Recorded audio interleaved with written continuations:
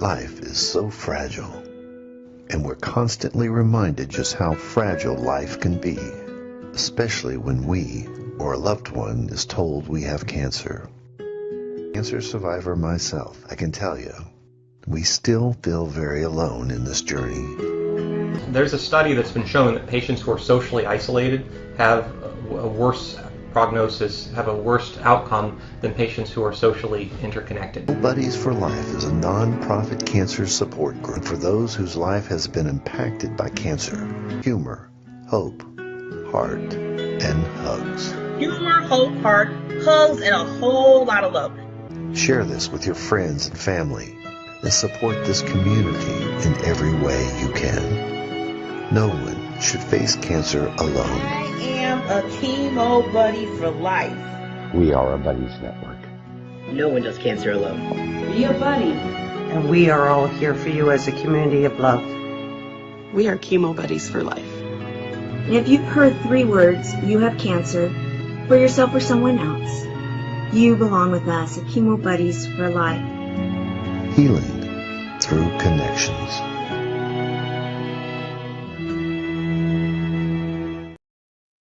Hello. Thank you. Welcome, everybody. You are in the right place. You are in the right place. I have a fantastic guest this evening. I have Mandy Robinson, a fellow Canadian. She is really awesome. You're just going to love this part. And you know what? I had this epiphany today, and I just really wanted to share this with you folks. It is the reason why I'm here, why I'm doing this, why I'm doing what I'm doing. And it starts when I was 19. And I happened to be with my mother, and I was coming back from a job from Yuba City, California to El Dorado, up in the hills, Highway 50 towards South Lake Tahoe. But anyways, we were coming down this 2-lane highway, straight road for like 10 miles. And then all of a sudden I was being diverted off that road to a side road. And my mom said, "What's going on?" So I go and I said, "Hang on, Mom. I need to go and see what's going on." So I did. It was a devastating situation that had taken place. A car accident had happened. I was literally walking around what I came to find out were dead bodies in the middle of the road, and get up to this accident, and it was a disaster. It was a head-on collision caused by another car who was trying to pass this car on a straightaway, clipped the car. That car went head-on with another vehicle. 8 people died. There were a total of 10 people involved. They were all related in the cars. It shocked me. And what came of it was this: the person that caused the accident ended up going to jail for drunk driving. And as a result of that, the loss of life, there was a person that created an organization that goes today. It's called MADD, M-A-D-D, Mothers Against Drunk Drivers. And I tell you, they have been very powerful. They've changed legislation. And they've made it almost criminal, which it kind of really is if you think about this, folks, to drink and drive, because somebody could die. And I just did not realize at 19 years old I needed to quit drinking. And I continued to drink, and I didn't learn my lesson. I was like Moses, 40 years in the desert, until I finally woke up. And when I woke up, number one, I've always been a Christian, but I didn't have a walk with the Lord until like 2017. Then I said I was going public. Well, I did go public. And I went public so I could put my commercials for my sister for her company, Total Coatings, which is a company I started in 2006. And we're still doing business, and I'm still working for them. And guess what? You're going to see that commercial in a little bit. So you know what? I've been talking a lot, but I had this epiphany, and the epiphany is this: I didn't quit drinking. I have caused a lot of heartache. I've hurt my parents. I've hurt my friends. I almost quit the social media. I have a dear friend, Mandy, tonight. But what I have is more than just Mandy here tonight. I have a 501c3 that I created. And why did I do that? Because I went homeless. That's why. Because I had mental health issues at the time. And that's why I help cancer, because I've lost my ex-wife and many of my family to cancer. Who hasn't been touched by cancer? And of course, I'm an advocate against the human trafficking, because that's just wrong. So I didn't learn my lesson. It took a long time, and I did. And all I want to say is that if you're listening to this tonight, I want you to think about changing your habits. If you're drinking too much, if you're drugging too much, if you're just not happy, doesn't matter what you might have done. You are forgiven through the blood of Jesus Christ. And this I know, this I live. I am a servant of the Lord. That's why I helped the community, created the foundation, and apparently God is working through me, and I love it. So that's my story. I know that you're here to hear Mandy's story. So let's bring her in, because she is so awesome. Let's just do that. Mandy. Namaste. Namaste. Thank you, dear heart. What a pleasure to be here with you again after all these years. I'm so blessed, so blessed. I am very blessed as well. We talked, you said that as the first thing you said when you got on to the into the green room here with the StreamYard. But I feel really blessed. I feel that today was an epiphany of why I'm doing what I'm doing. I wanted to share that. Sorry that I took some time out of your time, because this show is truly about you, Mandy. You are dynamic. You truly are. You humble me. You humble me. But before you go any further, I'm going to stop you. Do that. You have nothing to apologize for. Did I do that? Yes, you said you were sorry for taking a little bit of extra time over your epiphany. Yeah. Never apologize for what is your God-given right that comes from your soul, your inner being, to shed light into this world to help others. Don't ever, ever apologize for that. I love you. I love what you shared.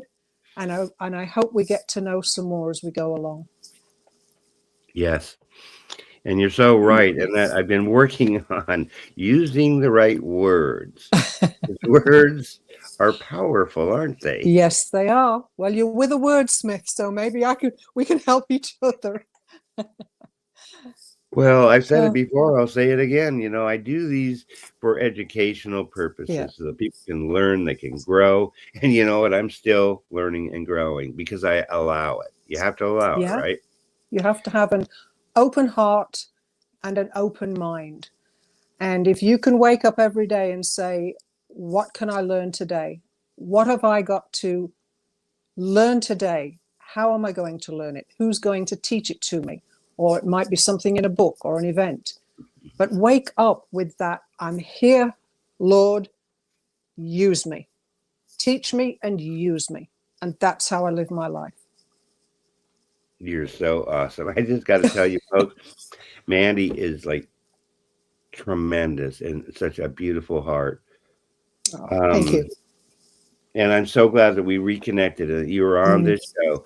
And gosh, we have, like you said earlier, so many different things in common. And it's really, really awesome. You're two-time Canadian Provincial Award winner. Yes. Yeah, I'm from Canada, but I don't really know what that is. Okay, well, there's two of them. And just to start my story off, shall we say? Yes. So it was 22 years ago. Okay. I escaped an almost 30-year abusive marriage with my life and the life of my youngest daughter, who was then 16 at the time. we escaped. Wow. And it was down to the police station, and from there into a women's shelter where I spent the next 3 years. Wow. So anyway, in the women's shelter, I had to learn how to find my voice. I had to learn what my freedom meant, because I'd been so browbeaten into worthlessness and being told I was evil and beaten up and all the other things that abusive people do, mentally, socially, psychologically, spiritually. It was just a rough state to be in. So anyway, found my freedom in this women's shelter, learned to find my voice, and became a women's advocate for violence and sexual abuse against women. And I'm telling you this part of the story because this is how the award came about. Many years down the road, probably close to 10, we had a new chief of police here in Coburg, Ontario. And I introduced myself to him at his inauguration as the new chief. And it was outside Victoria Hall, our place of government. And it was very brief. And he said, I need to get to know you. We've got to have some time together. Because at that time, I was also president of a local Toastmaster club. And I worked my way up to an award that you see that side of me. That's the Distinguished Toastmasters Award, and it's all done voluntary. So 7.5 years of teaching, learning, growing, mentoring, coaching, creating clubs, master of ceremonies, all kinds of things. So anyway, unbeknownst to me, this chief of police wanted to set up a Toastmaster club in Ottawa, which is Canada's capital for all those that don't know. Right. And when he found out that I was an advocate for violence and sexual abuse against women, his idea was to send me down there to teach a detachment of his detectives who handle all abuse situations. Now, whilst that didn't actually happen, the reasons mainly was because of what I was needed for here in my own community. So I became this great advocate. I MC a lot of events for women's abuse. There's one place down here on our lake shore, because Coburg is right on the north shore of Lake Ontario, and a circle, it's called the Gathering Place. And First Nations people have built this circle and made this bronze monument that sits in the center. And on December the 6th, every year in Canada, we commemorate all the women that lost their lives to femicide at the Montreal Polytechnic in Montreal, sorry. And we also acknowledge all the missing Indigenous women right? So it's a memorial to these people. So that was where I did my first speaking engagement. The women's shelter, because they knew me, reached out to me and asked me if I'd like to be their guest speaker on this one particular day. Now imagine December the 6th here in Coburg. It's freezing cold. Everyone's already got their winter snowsuits on. They're bundled up. You're right on the lake shore, you know, with some willow trees sort of hovering over you.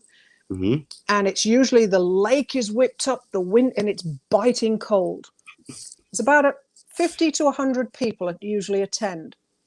And I'm pacing at the back of this crowd, channeling my nerves and making sure I get source direction for every word that comes out of my mouth.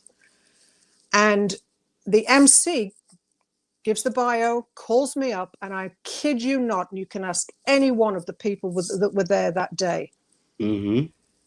As I turned and stepped onto the podium, the sun shone directly on me. The lake went flat like a milk pond.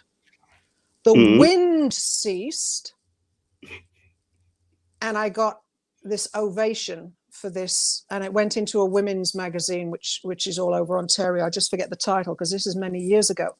Mm-hmm. Who's the first person to come out of that crowd after I'd finished? My counselor from the women's shelter, whom I hadn't seen in quite a few years. And Wow. she's clapping and she's going, what did I tell you? She told me 3 weeks in. I'd left 30 years of abuse. 3 weeks in, I'm in a women's shelter. Mm-hmm. And she tells me, I want you to humor me. Where do you think you're going to be in 5 years from now? And I said, you know what? I was laughing. I said, I can't even think from 1 second to the next. What are you talking about? She said, I knew you'd say that. I want you to humor me. She said, and if anything else from your time here in the shelter, I want you to remember my words that I'm going to say to you right now. She said, you are going to become a leader. You are going to become a women's speaker, a published author, and you're going to write a book that's going to make a difference to millions of women, especially on this earth. Well, I cracked up. I was in hysterics. We were crying. And then we brought it down and I looked right into her eyes and I said, you're not kidding, are you? And she said, please remember my words. So she comes out of the crowd. She's clapping. What did I say to you 5 years ago? And she hugs me. Chief of police toddles out. He says, can I shake your hand? Can I hug you? How did you do that? And I mean, I had grown. When I give one of these powerful speeches on domestic abuse and violence against women, I have grown men of all ages, all the way. Some of them have been in their 90s. And I kid you not, get a standing ovation. I don't ask for a standing ovation. It just happens. And this is how I came to receive this Canadian Provincial Award, which is leading women. So I'm a leader in women, leading women, building communities recognition program. Right. Okay. This is given to one woman in every province across Canada every year. You can't get it a second time. So my chief of police at that time, behind my back, totally unbeknownst to me, he went digging into my past. He got my counselors. He got speeches I'd done, or whatever he could find in the way of being a Toastmaster, etc. And he recommended me for this award. So it's on the wall in my living room. It's massive. And then there's a letter on the back from, I forget her title now, but she's the head of women's justice and issues in Ontario. And that night, when I was invited to attend the volunteer, because everything I do is voluntary, I don't get paid for anything. Okay. I was invited to attend the Civic Awards here in Coburg. And that's a recognition to all the volunteers and what they've contributed to the community in the past year. Plus, many of them have done things for years, right? Anyway, I'm there and I can see some of the people from Cornerstone, which is our women's shelter here, behind me, and other people. There was about probably, 500 people in the audience. And it's a big, big ballroom because it's in this big Victoria Hall building. It's almost like a mini palace. You see who's with us here? Sorry? Do you see who's with us? Carolyn Brown is watching. Oh, hi. I can't see. It's that small from here, and I don't have my other glasses on. But welcome, Carolyn. Carolyn Brown. Good to have you here. So anyway, but yeah. So I'm listening, and somebody else got up and received a similar award, and then the chief of police gets up on the platform. And he starts talking about this person, and I'm sitting there thinking to myself, oh, what a wonderful person. Oh, I'm so happy for her. I wonder who she is. And then all of a sudden, he says, Toastmaster. And my ears, wait a minute. I looked around the crowd. I knew everybody in the audience because I'm an ambassador for the town, right? Right. And I thought, wait a minute. I'm the only Toastmaster. What? So the women's shelter, the CEO, she taps me on the shoulder. I look over mine to look at her, and she's just beaming. She said, "Yes, this is for you."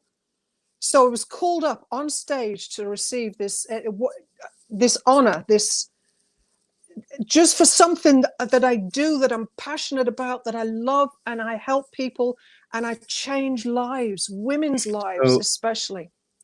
Yeah, so what I'm hearing is how you went through an abusive relationship, which brought you really to today. Yes. Kind of like what, in a way, I mean, I went through, I've certainly been abused too, mentally, but you know what? That's not really part of this. What I had a different problem, but the same thing, and I'm turning around and helping people too. Exactly. And that's the common theme. Yes, yes.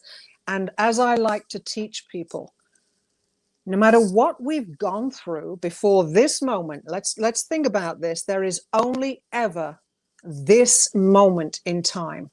Right. We can't change the past, but we can learn from it. Right. We don't know even 10 seconds in front of us. Mm-hmm. The future is unknown, so we shouldn't worry about it. It falls into the present moment, which is here, you and I and all these beautiful people on the show. And this is where the magic of life unfolds. So what I say to people is, pause, take a deep breath, ground your sympathetic nervous system and bring yourself back into balance. And then say, this moment is precious. This is where it's all going to happen. And that's what we need to focus on. My mind's going 10,000 miles an hour, and my phone's not working. And it's like, I'm glad we're on, because it's like, the phone's like, no internet. Oh, really? Okay, so live, got to figure something, right? Technology, right? Yeah.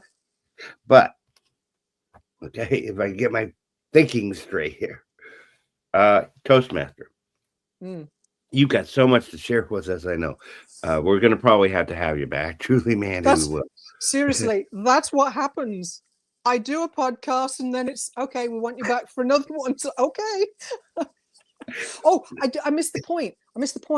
What? So everything that has happened prior to this moment in time has brought me to where I am in this moment. And I am grateful for every single step of my journey, for every single person, man, woman, or child that has crossed my path, and for every event where people I don't even know has celebrated my success. And who do I credit that for?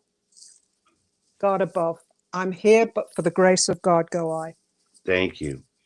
And myself included, that we were able to overcome the obstacles that we had experienced. And then we had a choice. We could either be overcome by those obstacles or overcome them. And we did. And, we were breaking barriers to move forward in life. And we did it with the help and the glory and the grace of God. You got it. And this is powerful, folks, because this, in my life, in my experience with my drinking for 40 plus some odd years, I said I was like Moses. Well, guess what? Because Moses took 40 years because it was only a week and a half journey. You know why? Because he wasn't doing, not him, but his people weren't doing the right things. And That's God right. said, well, you're not getting to the promised land like that. And so that's why I give my life over the care of God and let him make the decisions. And he's in the driver's seat. His timing, not ours. His time, right. It is his timing. And so, yes, did I have to experience things? Yeah, that gave me the ability to share what I know with others. Share the fact that, what, there is hope. And when you have hope, it's something that we don't know what it is. And I love what you said, because I say the same thing about, yes, the past is like a history book, and we can go back and we can learn, but I didn't learn right away. Kept on making the same mistake over and over and over, expecting this different result. Well, we know what they call that. So I was insane, But, insanity is doing the same thing over and over again, right? Till we learn. Well, that's what they say. No, that's just making poor choices, right? So I did the same thing over and over, expecting this different result, and then realized, well, clearly that's not working. I have to do something different. And that's where transformative change comes in. You got it. And you have to be willing. And yet, in my book, period, you have to love God. You have to accept the fact that the Bible is the truth, because it truly is the truth. It's never made any mistakes in it. Nope. And I keep on hearing this. It's never made mistakes. And so, yes, I'm a believer. Most of my friends are all believers too. And you don't have to believe. It's okay. If you're happy with your life, okay. I'm okay with that. Everybody needs to be happy, right, Mandy? They do, but happiness isn't something you find. It's something you choose. Right. And it's interesting, because I know a few Toastmasters, actually. Who doesn't? Okay, and, come on. You probably know this one that I'm planning to have on my show. I'm going to have her in about a month. She was on the show before. She won the world champion for the Toastmasters.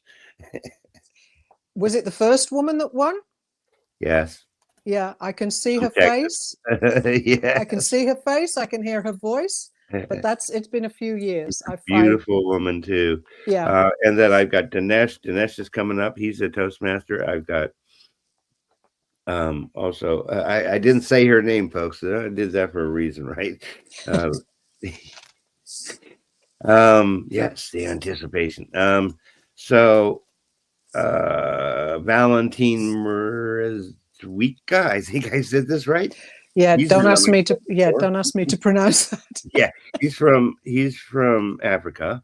Okay. He's a Toastmaster, runs the Toastmaster affiliates out in his area in Johannesburg. He's going to be on the show. He's been having some connection problems lately, but so I've got these people coming on. So tell me, what got you involved in Toastmasters, and how do you think that's benefited you? It's a dual jewel, as I like to say, a dual jewel, because there I am in the women's shelter, and they put me in a group with 11 other victims. This is a private group. Names are not shared. Survivors, victims, survivors. You got it. Well, I was getting you go to from that victim word. To survivor. You didn't let me get there. Come on. Sorry. We've got to have some humor as well. I'm all for it. So anyway, I have the private counseling, and then I get put in with these other 11 survivors. Right. And most of them, by that time, I'd been in the shelter for quite a while, and most of them in that group were freshly out of their situations. And it's a private group, no names. The doors are locked. We're all in there for 2 or 3 hours with each other, and we can cry, we can scream, we can do what the heck we like with the leadership of 2 or 3 counselors.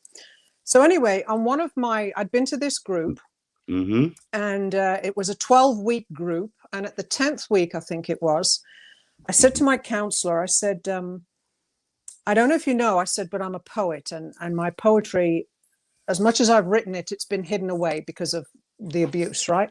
Okay. I said, and I am so inspired by these 11 women. I feel that I can write this poem. And she said, oh, when you're going to write it? I said, when I leave the group today, I said, I'm going straight up to the coffee shop and I won't stop till it's out on paper. Well, that, if I can do it, that there is the poem that was on a plaque. That is how I became an author. And we're going back 22 years. I wrote this 36 verse. It's called The Empowerment Group. And the next week, that day, I took it back and read it to the group. I read the first 2 verses, and every single woman, including the counselors, were crying. So I closed the book. I said, I am so sorry. I said, I didn't realize it was that bad. Oh, and the counselor, she says, no, stop. And I looked at her and she said, you are speaking words that we cannot. We've never heard anything like this. So these women were just, please come on, to get the rest out. And by the time I'd done that, in my next counseling session, 2 counselors were there. And they said, in these groups, there is always one woman that is a leader. She doesn't know it, but she's a leader. I said, you're not telling me I'm a leader. Come on, right? She said, you're it. And I said, wow, I don't even know what to do with that. So we're now at the 12th week, and it's now, our spirits are raised now. We've shared a lot. We've got healed through some things, and we're having a little bit of a party. So one of the women, after cutting the cake and everything, she said, oh, by the way, Mandy, we didn't use our names, but, oh, by the way, Mandy, whatever she called me, my name is Mandy, but anyway, she said, you should be a Toastmaster. I said, a Toastmaster? What's that? She said, well, they speak. I said, well, what do they speak about? She said, I have no idea, but you should be one. So I'm like you and everyone else in the room, I'm cracking up. I left there that day and I drove home, and it was beginning of April. We're in the middle of an ice storm. I never go anywhere in an ice storm. Not here in Canada or anywhere else on the planet. It's lethal. That's understandable. Right? And something said to me, you need to look into this. So I got on Google and I typed in Toastmaster Club Coburg and came up, contacted somebody. I said, when do you meet? Tonight. I said, but it's an ice storm. Are you going to get people out? Oh, he said, we'll probably have at least 50% of the club there. I said, are you kidding me? Wow. I said, you want me to drive? So anyway, I was determined. Get this. Yes. I drove out. I got in. I was surrounded by people welcoming me. It was beautiful. In the end, as I grew into the club, I would take baked goods that I'd made that day, and on the break, everybody would devour all this beautiful cooking. You're a great cook too. Yes. I love that. So anyway, in the club, at every meeting, part of it is to do improv speaking. So the table topics master, who is the Toastmaster who leads that part of the meeting, he or she will say, this is the topic, and maybe they'll ask you a question, or they'll have objects in a basket. It's up to you to get creative with how you want the topic you want them to speak on. Cool. So here I am, and the table topics master said, I want you to speak on hot air balloons. So it started. There's about 30 people there at that point. So it started, and then it came to me, and I'm sitting there as a guest for the first time, and I said, I'd love to take part. Oh, and they're all going, oh, no, we don't want to put you under that pressure. I said, listen, I've driven out here in an ice storm to meet you people, and I am going to, as heck, make the best of this meeting as I can, because I want to learn more. Please let me. And they said, okay then. And so I stood up. I gave this 2-minute improv on hot air balloons, and I spoke from experience, because in Gatineau, Quebec, in the fall, they have this big hot air balloon festival, and I've been to it multiple times. So I sat down and I thought, oh my gosh, I've just got up and given, wow. And I felt great. So at the end of the meeting, they vote for best speech, best speaker, and best table topics award. And yours truly won the table topics award of the night. And that was it. Within 6 months, I'd become the secretary of the club. I'd got my competent leader, my first manual, my first 6 months of tasks and things to do. I got my the competent leader, competent communicator, became the secretary of the club. Then I became VP of education. I just went through the ranks all the way up until I became president of the club for 2 years. And in the meantime, then I became an area governor. And then it goes into district and higher. So I would drive all over this area to as far as Toronto, Kingston, Haliburton, massive area. And I would have, I think I had 21 clubs under me at that time. Holy so I would cow. go to coach them, encourage them, see where I could help them. And then I started competing. And you talk about the world champion of public speaking. Yeah. That it's Louisa. From day one that I started competing, it is and has been my goal that one day I will claim that title. I am already in my mind the world champion of public speaking. And I don't say that from audacity, ego, or anything. Yeah. Well, clearly you have a divine inspiration. You got it. Was caused from a trauma. You got it. And you've moved that into helping the community. You're a great speaker. Clearly, you got awards for that. You are also the town crier. Yes. And you know what? That's really cool that you are. But explain to the viewers what a town crier is and what you do. Okay, so very briefly, my predecessor was a male town crier, and he had the role for 24 years. Wow. Then he passed away. There was a 2-year gap, and then I became the first female town crier. So I made history for the town, and even if they replaced me, everything I've done in the last 11 years as a town crier ambassador for the town could never, ever be repeated. And everything I do is unique. And when I do a cry, I sign it and I present it to whoever I'm doing it for. So I'm actually going to be delivering this speech to council in 2 weeks' time, but I'll try and put it in a nutshell. Yes. The town crier's role goes back to Greek and Roman times. And it was when the ruling monarch wanted their announcements, whatever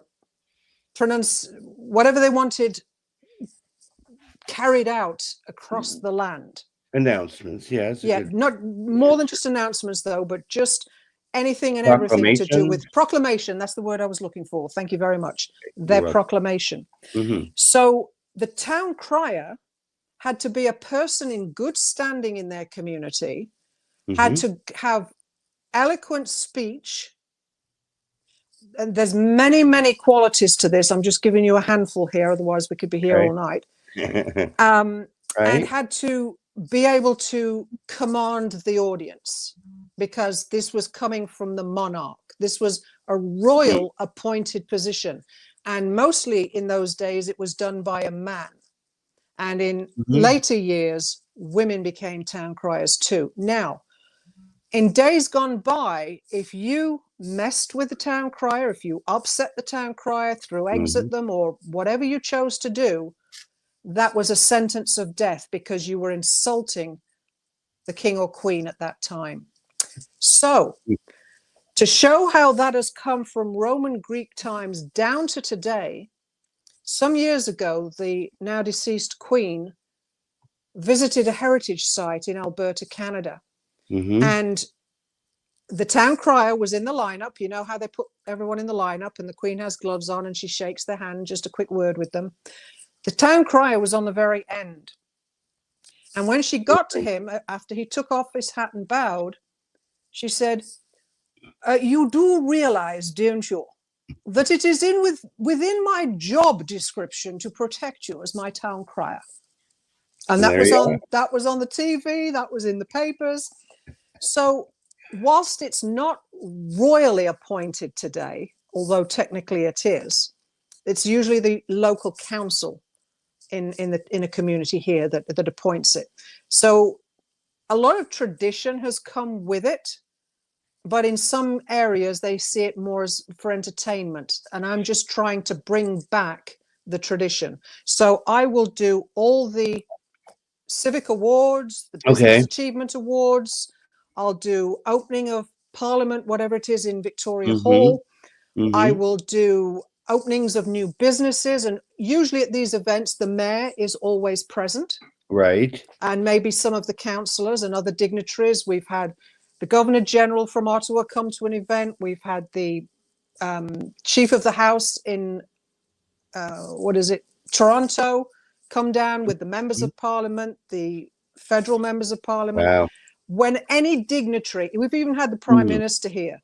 Right. It is my job as an ambassador to create what's called a cry.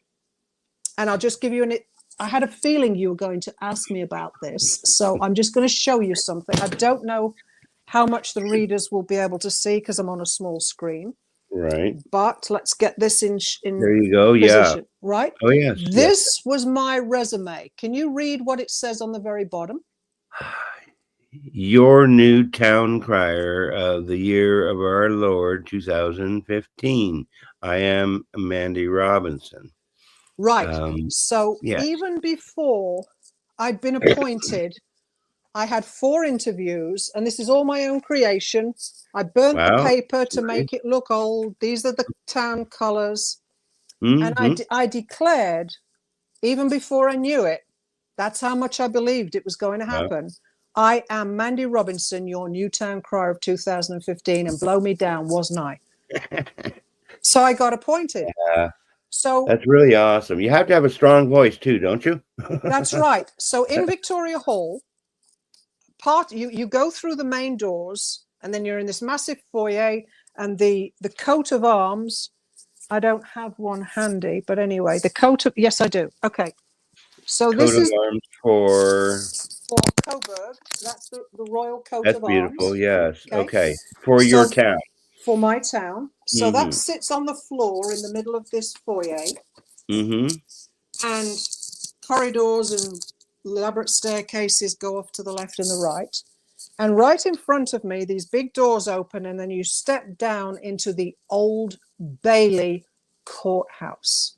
Okay. Now, this Old Bailey Courthouse is an exact replica of the Old Bailey Courthouse in London, England, that is used still today. Wow. So you go down into it. So there's a pit where the 2 lawyers sit, and then there's a little bit raised where the defendant stands. And then you've got the jury on one side, the galley on the other side, and in front of you, you've got the judge and the clerk. And then it's Dieu et mon droit, so God and my right, so the justice and the balance of scales. Right. So instead of going down to the pit, after my first interview, they wanted to hear how loud I could cry. So they made me climb all the way up to the top, from the pit all the way up to the top, near the ceiling. Then they left the galley, walked back out onto the high street, the main doors to Victoria Hall, and I had to cry from there through all the walls and everything for them to hear. Wow. And that's the cry I made. Yes, that's really awesome. So awesome. You're so dynamic, and I am truly so blessed. Thank you. You are here. Thank you. I'm just we reconnected. Grateful. I mean, I am grateful to the Lord that I did not give up. Amen. Amen. You know, you Caroline was on here. Several other people were like, where'd he go? Where'd he go? Yeah. What's the deal? And, you know, that's really is honorable to me. And it made me feel like I made really good friends. And, yes. and so not only did and I, you know, I I don't feel bad that I kind of abandoned people, because I really had no way to make contact, and then I got so into myself, self-centeredness, that I didn't even care, because I wanted to just like not do any of it. Yeah. And I'm so glad that I did. Aren't we all? Aren't we all grateful that I you know. did and you come back? And I did come me back. more than ever, because I want to hear the lions roar. Yes, we're going to the celery fields. The celery fields, that was it. Yes, yes. We're going back to celery fields. I know that. I mean, it's not very far from me at all now. Well, I'll tell you this: when I visit Sarasota, yes, you're going to take me there. Oh, definitely. Of course I would, you know. It is a really awesome place. And of course it is, well, one of the highest places around at 42 feet or whatever for Florida. But it's spectacular when you're waking up, you're watching the sun coming up, and then every morning, I think it's around 7 a.m., you hear these lions roaring. And there is 50 of them. I got goosebumps again. I know, I did too.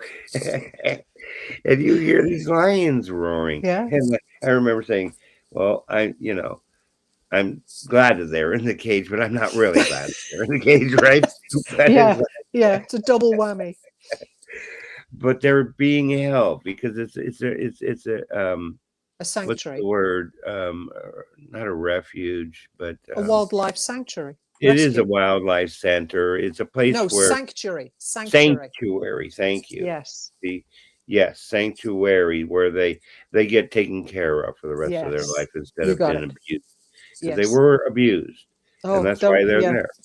Let's not go on to animals getting abused. Let's not do that. My sister's a definite animal advocate as well, and I know that Caroline loves animals too. It's like, yeah, we don't want to go there. I had 5 rescuees at one time, and I had 9 dogs altogether. So I know all about it. Yeah. And Louisa, I don't want to give up her last name. I got to keep. You've got to watch, folks, because we're going to have a few more of these Toastmasters, and Louisa, I'll tell you that, is going to put the top on it. She's dynamic. She's absolutely dynamic, and she loves pets. Yeah, dogs. She rescues dogs. Oh, that's what we're going to hit it off. You've got to get together with Louisa. I think she's over in Europe right now. It's really awesome. Yeah. And we're going to have her on the show, so we're just planning that. Maybe you should have us both on at the same time. I probably should. Oh my gosh! Yes, feel the energy already. Ooh. That could happen. Because yes, she told me. Because I asked her about it. It's like, well, you can only win that once. That's right. Only one time can you be the international Toastmaster, for the world. When I was president of the club, I was also at a volunteer radio station, and I was an anchor and the assistant news director. And again, all voluntary. Everything I've ever done has just been voluntary. And thank you. Oh, you're welcome. So I was given the job to I was going to the conference anyway in wherever it was, the other side of Toronto. But the radio station wanted me to go as an interviewer. So I had the job of going and interviewing people at the conference. I got to interview the world champion of public speaking and his wife. He was 28 years old, the youngest Toastmaster in the history of the organization to win the world champion public speaking. And I have his book. I'm still in connection with him. And he says the second you pass, because you have to win first at every level. Okay. If you don't win first, you don't move on. So there's 6 levels. And I've reached level 4 times. So I'm getting there. Yes. But Ryan said to me, he said, as soon as you pass the district level, which then sends me to the world stage for the semifinals. Right. He said, get in touch with me. He says, and I'll coach you. That's how well we got on. So I'm going to hold him to that. That's really cool. I'm going to just make a prediction, folks. You are going to be a world champion Toastmaster. That's a definite. Amen. I receive with grace and gratitude. And that's the other thing. Yes. Whatever you're going through, and I found this thing. Okay. We have to give ourselves time, space, and grace. Now, this is a book by Zig Ziglar, right? And in here, and these are all scriptural quotes, definitions, and what he thought. So the scripture was from Matthew 7. Whoever hears these sayings of mine and does them, I will liken him to a wise man who built his house on the rock, and the rain descended. The floods came and the winds blew and beat on that house, and it did not fall, for it was founded on the rock. So Zig, sorry, I've got a tickle. It's all right. I've been having issues too. So Zig went on to say, when a problem comes along, we read books, call friends, and scout the internet for articles related to our issue or need. We expect this approach from those who don't know Christ, but Christians have the greatest resource the universe has ever known, God himself. Yes. Wasn't that applicable to tonight? Absolutely. Absolutely, because that's what we are talking about is we experience different things. It doesn't matter what you might have been through. No. Because we are forgiven by accepting Jesus. And that was a go-to phrase in most of my life. John 3:16, for God so loved the world that he gave his only begotten Son, that whosoever believeth in him shall have everlasting life, but have everlasting life. Amen. Amen. And, you know, folks, energy doesn't die, because we're all energy. Energy does not die. It just changes form. And so we will all change form. But what we can do is start to enjoy every day. Or enjoy your misery. I mean, it's one of the two, right? And we hate to think about that, because I mean, I enjoyed a lot of misery in my life, I guess. And, you know, give me one more beer, whatever. But I just tell you, it didn't get me anything, but I did break out in handcuffs. Yeah, I did that. Yeah. But you learned your lesson. I tell you, I don't even worry about it ever again in my life. No. Because you can get to a point where you hurt yourself, everybody around you, and you just say, that's enough. And I am definitely there. And then I have a daily ritual, because routines are important. Yes. First thing is God. And first thing when I wake up every day. Thank you for bringing me to a new day of life. Those are the first words out of my mouth. When gratitude creates happiness, period. And so that's all we really want for you folks is happiness, and know that you're loved by us, by God, by so many people that you don't even know. So when you're ready to give up, don't give up. I swear, call somebody for help, because there's someone there that helped me. There's someone here helped Mandy and helped us over this thing, so that we could help the next guy. And that's what we're doing, right? And that's the basis of a true Christian, and it's also the basis of a Toastmaster. We are servant leaders first.